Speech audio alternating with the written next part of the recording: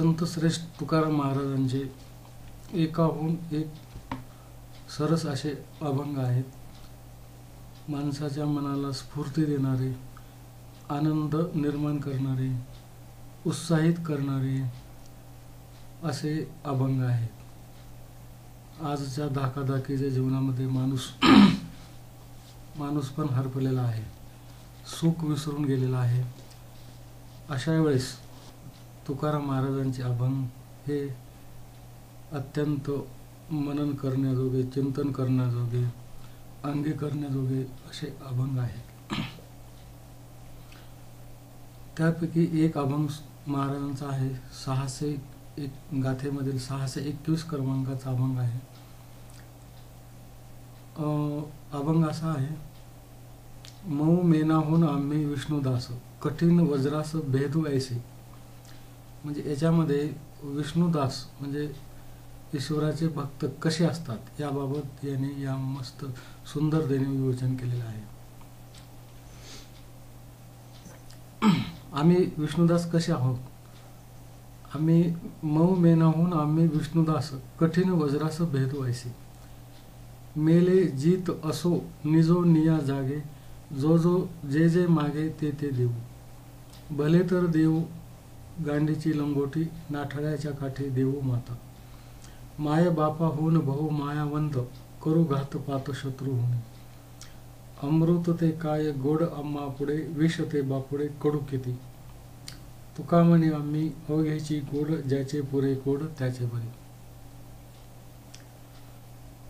तुकाराम महाराजांनी या अभंगामध्ये विष्णुदास म्हणजे परमेश्वराचे भक्त कसे असतात,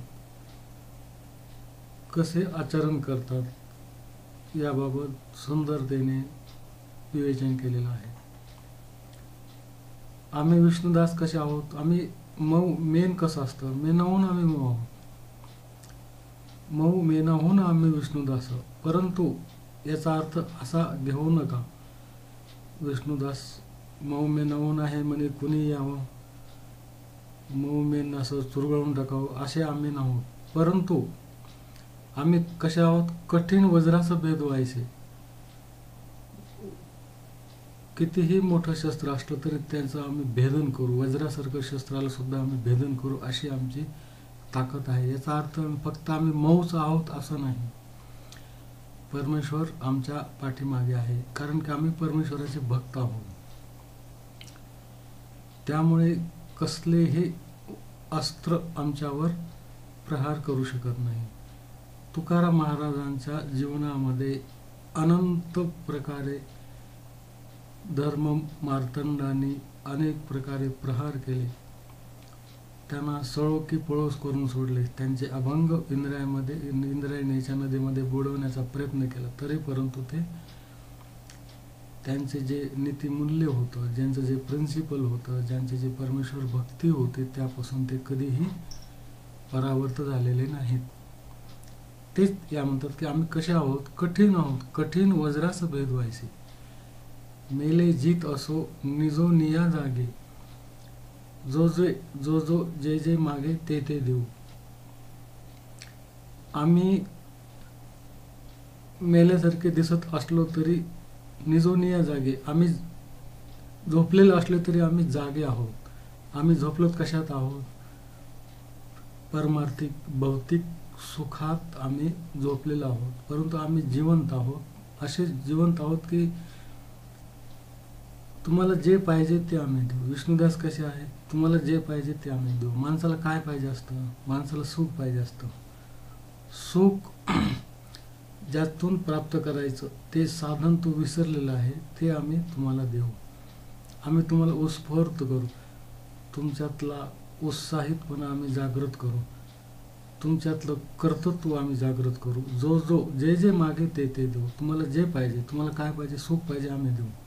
ठीक आहे, आम्ही तुम्हाला झोपल्यासारखे वाटत असो, परंतु आम्ही प्रखर आहोत, आम्ही दाते आहोत, कारण की आमच्या मागे परमेश्वर आहे. परमेश्वरांची आम्ही भक्ती करतो. परमेश्वर हा आमची शक्ती आहे, परमेश्वर आमची युक्ती आहे. नंतरचा एक चरण आहे त्यामध्ये महाराज म्हणतात, भले तरी देऊ. आता इथं गांडीची लंगोटी आणि फार म्हणजे प्रखर तीव्र भावना महाराजांनी यामध्ये उल्लेख केलेले आहे.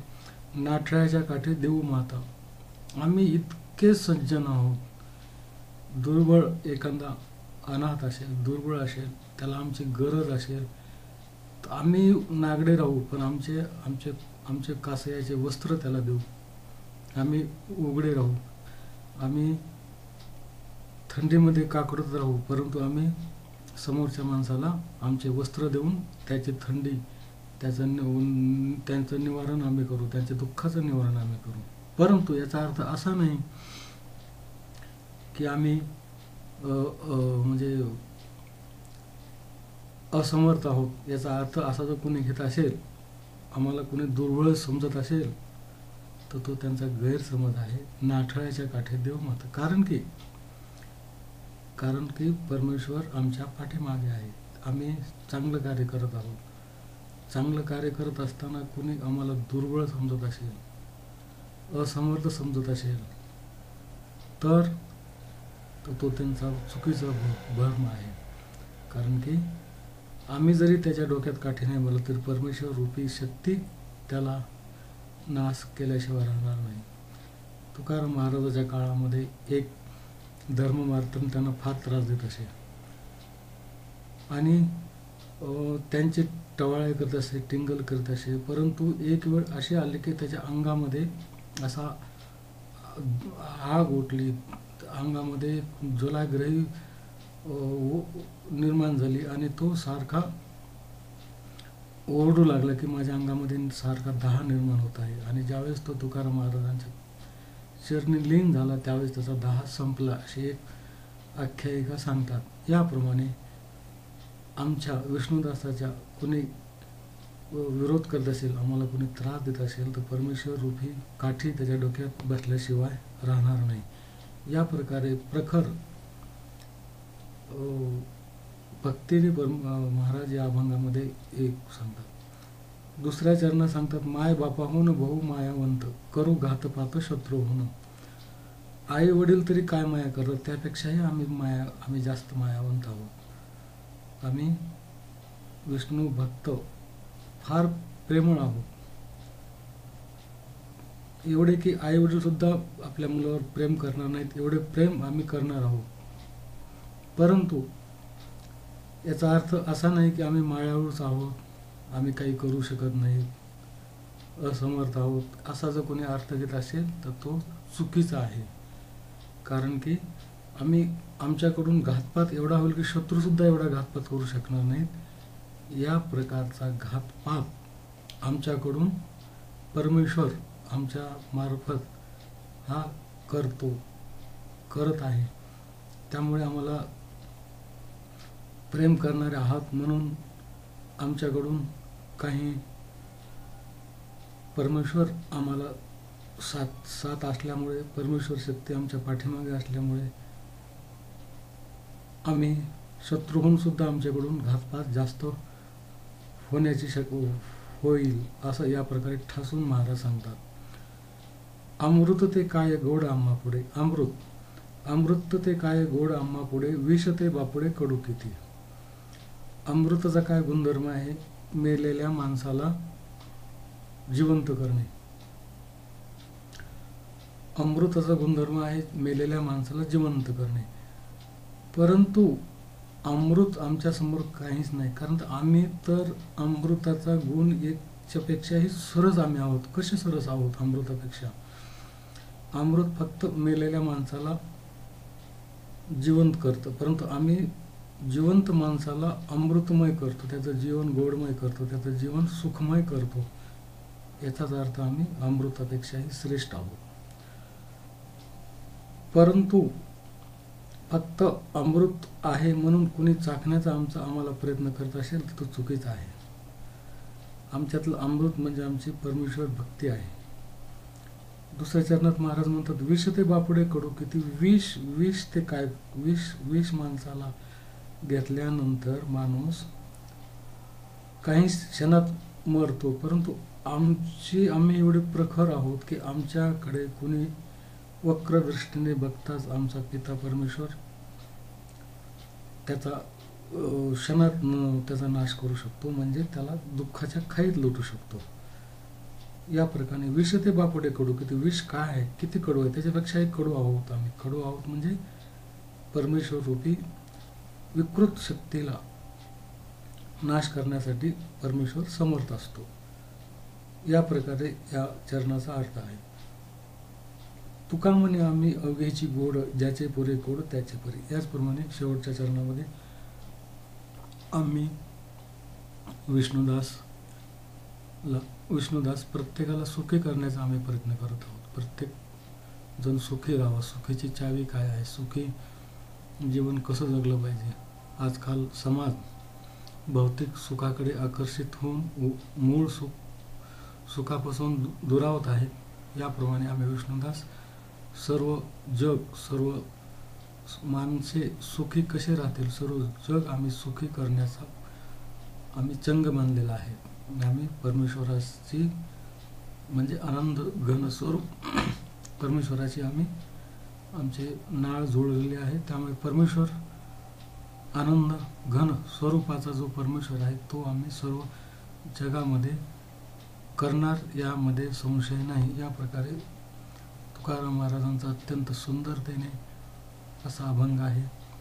परमेश्वराची नाळ ज्या माणसाची जुळते त्या माणसाला आनंद त्याचं जीवन होऊन जाईल, यात शंका नाही. परंतु ती जी नाळ आहे ती एकनिष्ठपणे असली पाहिजे. भौतिक सुखाला दुय्यम प्राधान्य दिलं पाहिजे. आत्म्यातली जी परमेश्वर जी शक्ती आहे माणसाच्या प्रत्येक माणसामध्ये, त्याला प्रथम प्राधान्य दिलं पाहिजे. असं जो माणूस जीवनामध्ये वागला तर तो आनंदी होईल आणि त्याला त्याच्यासमोर कसलीही विरोधी शक्ती कार्यरत राहू शकणार नाही, कारण तो सुखीच राहील, सुखमय राहील. ह्या विरोधी शक्ती कार्यरत राहणार नाहीत. माणूस आहे, विरोधी शक्ती कार्यरत राहणार आहे. लोक तुम्ही बोलणारे तुमच्याकडे विरोधक तयार होणार आहेत. तुम्हाला तुमच्या चांगल्या आचरणापासून दूर करण्याचा प्रयत्न करणारे अनेक लोक असू शकतात, आहेत.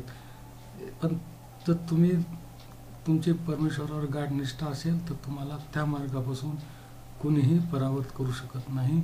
आणि परमेश्वर शक्ती त्या विरोधी शक्तीवर कोणत्याही तऱ्हेने मात करेल. मग ते त्याच्या डोक्यावर काठी मारेल किंवा त्याला काही करेल, परंतु एकनिष्ठपणा हा परमेश्वराशी असला पाहिजे. हा या अभंगाचा मतितार्थ आहे.